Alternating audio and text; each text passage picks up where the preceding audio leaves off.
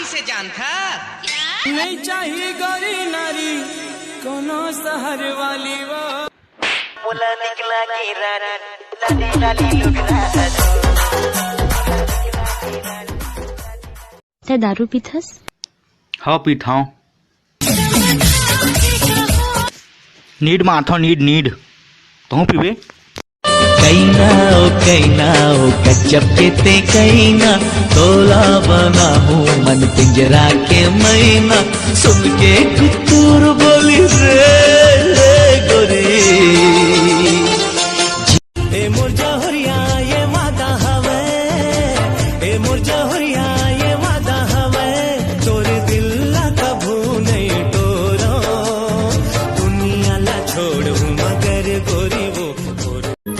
रही रही के देखा तो खुली कब झरोका एक झलक पा जाते हो कब मिल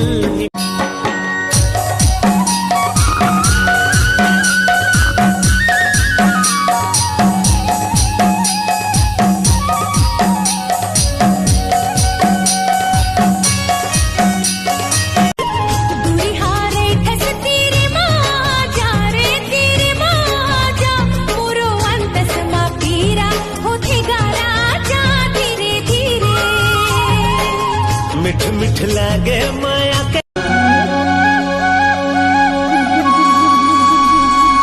बंधे रहे डोरी पीरीत के टूटे झन साज सुर संगीत के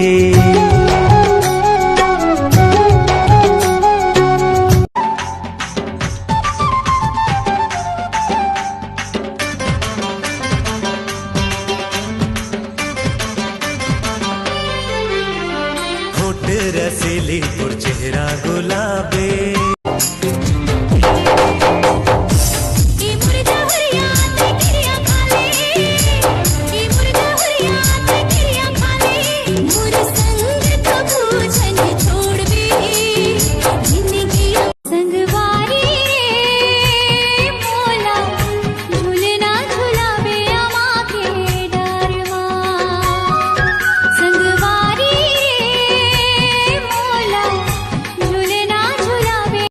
काका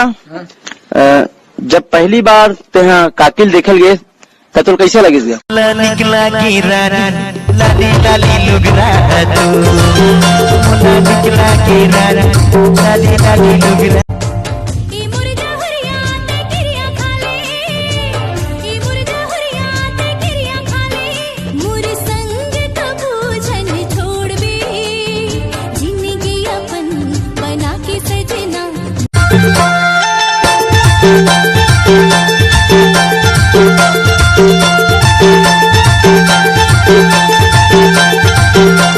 मोरे मन की सुआ उड़ाते देखेले दोनों तोर नैना मोरे हीरे ते ही समाए समाए ते ही मोर सजना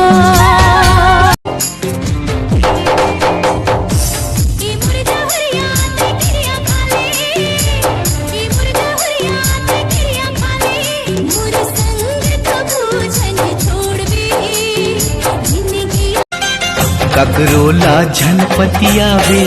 ककरो झन बात मायावे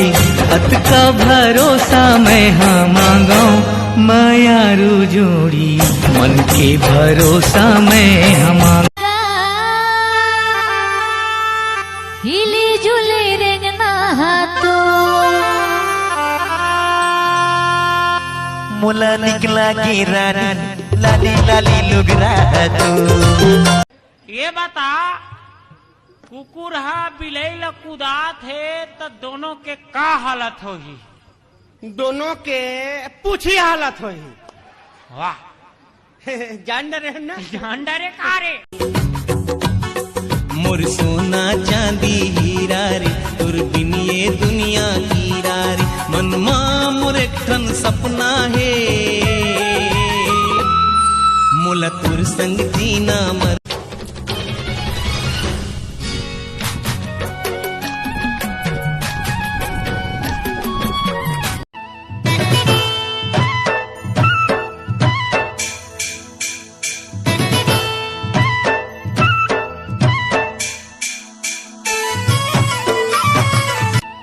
फट गए महुआ मर गए नहुआ अब को बार बनावे जाए। फट गई जामुन मर गए बामुन अब को कथा बाँचवे जाए। यहीं की बातें यहीं पे छोड़ो अब आगे का सुन लो हाल। फट गए